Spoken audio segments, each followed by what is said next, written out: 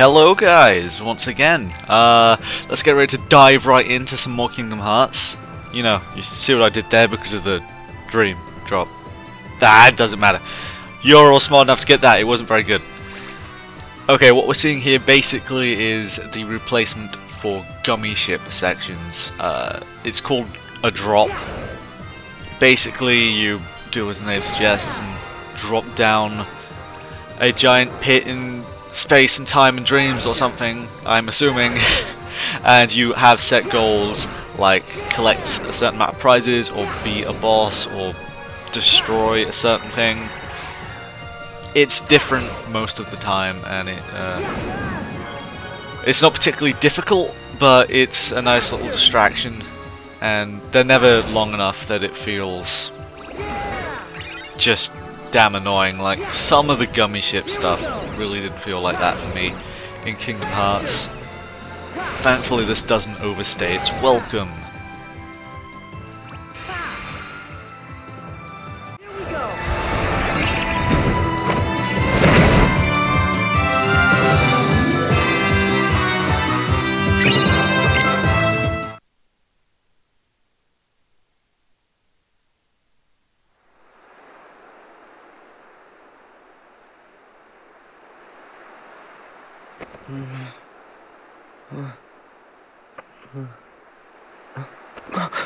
Huh?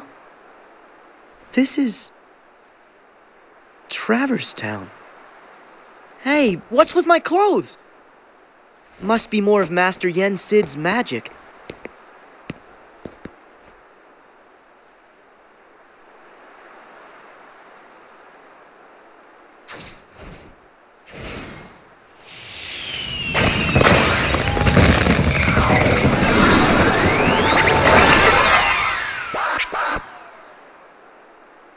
But what happened to Riku? Riku! Hello? Riku! Shut it. Huh? Talk about noise. Ah!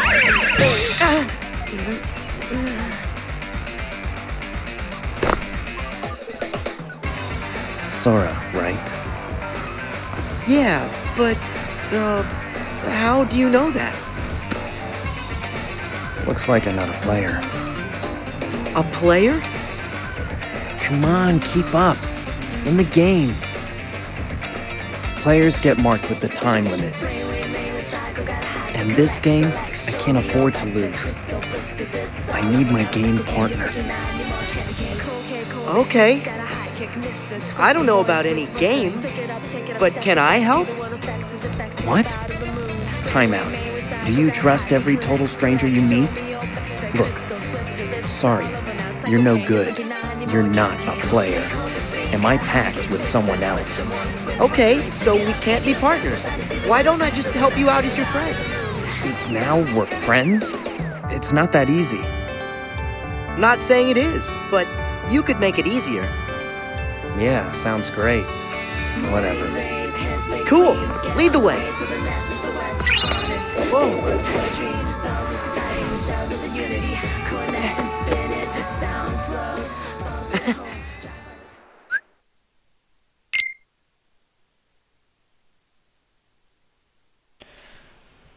Okay, so here is another new concept that Kingdom Hearts 3D throws our way. This is called Flowmotion. Now, Flowmotion is a new method of both traveling around a map super crazy fast, and also a new element of the combat system. But we'll get into that shortly. Basically, as far as traveling around goes, you just need to latch onto a wall or something and you will glow purple, and then when you press Y, you will blitz around super fast. You can jump from wall to wall, and it makes traveling really, really fast. It also, as you just saw, works on rails, and the same concept applies. It will just grind you super fast. On rails you've got a set path, but you can jump off at any time. So, it's an interesting thing, actually. You get very used to it after a while. I don't think I can imagine a Kingdom Hearts game without Flowmotion. It just works so well.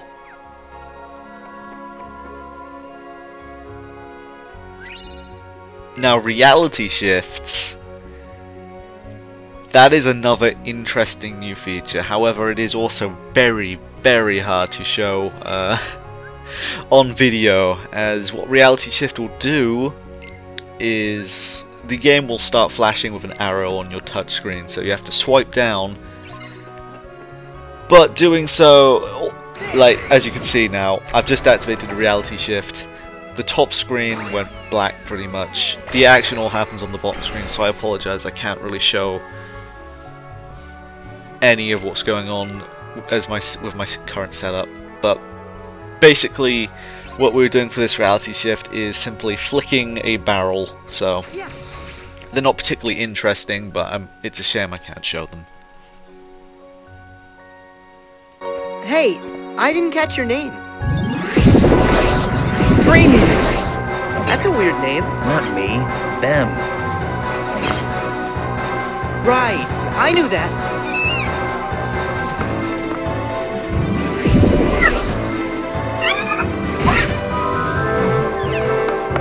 Don't let them surround us. Let's split up. Got it. It's Neko. Huh? Neku Sakuraba. You asked. Neku Sakuraba. That's a mouthful. No, it's really not. Come on, Neku. Let's take him.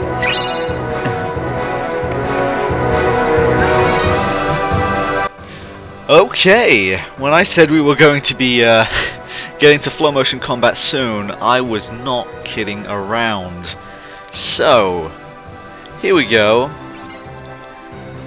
I'll skip the tutorial because this one in particular is just... it doesn't show anything I couldn't explain. Basically, you know what I said about latching onto walls and stuff, or jumping on rails? Well, anytime you activate your the Flowmotion aura, you know, Sora goes all flashy and whatnot, the attack button will change to a special Flowmotion attack command, and basically you just go with the flow from there. If you're in the middle of a Flowmotion dash and you press A, you'll go into some whirlwindy, spinny Keyblade wielder of death. If you're just in the air, not particularly in any rush, you'll fly down and do a massive AoE blast that damages multiple enemies. If you're actually spinning around an enemy and you press A, you'll do pretty good damage to just that enemy. It's that's pretty much the gist of it. I'm gonna survive the game. I'm gonna need some extra help. Think you could control them? Sure. I guess.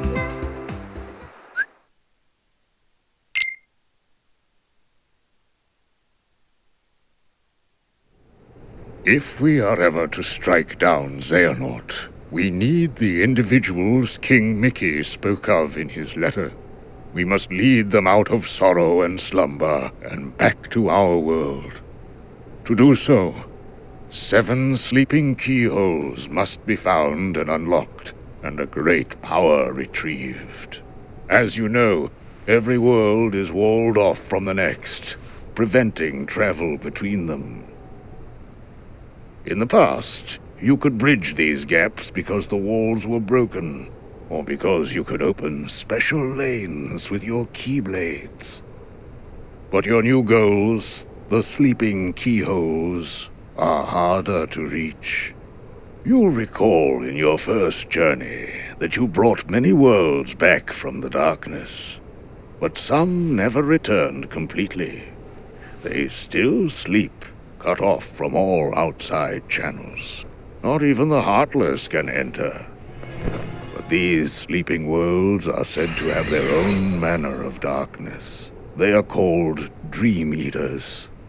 And there are 2 kinds. Nightmares, which devour happy dreams. And benevolent spirits, which consume the nightmares.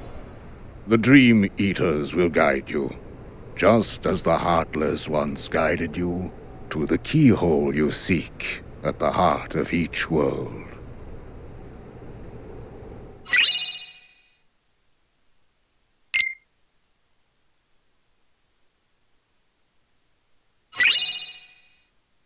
And of course, it's time for one more tutorial.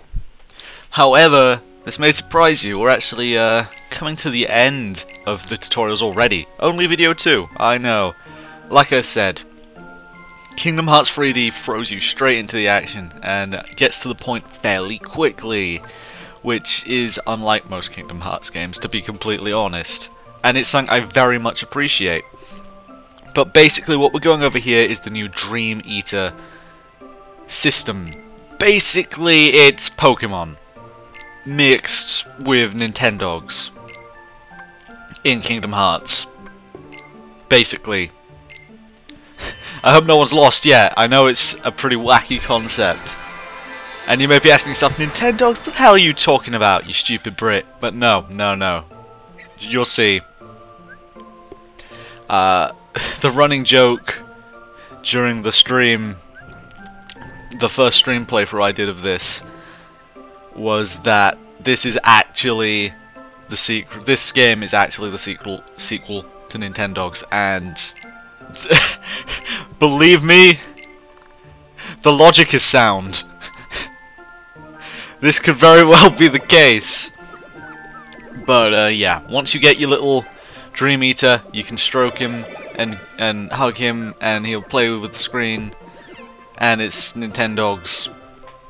Or if you have a bat, Nintenbats. If you have a Ram, Nintenrams. Basically just replace the dogs on after Ninten with whatever animal or creature you're currently playing with. For example, Nintendragons would work, as would Ninten T-Rexes, but we'll get to that when we get to that. These pets do have their own ability trees, which you will actually want to level up, as they can give you some nice stat boosts if you care to put the time into it. And that can be fairly important. This game is not an easy game.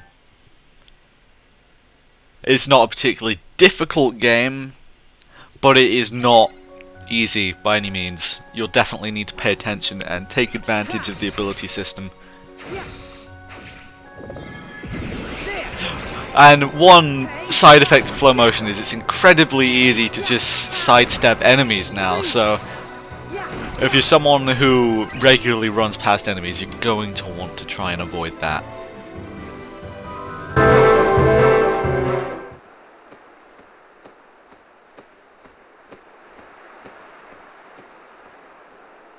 I brought you Sora. We had a bargain. What's the matter, Neku?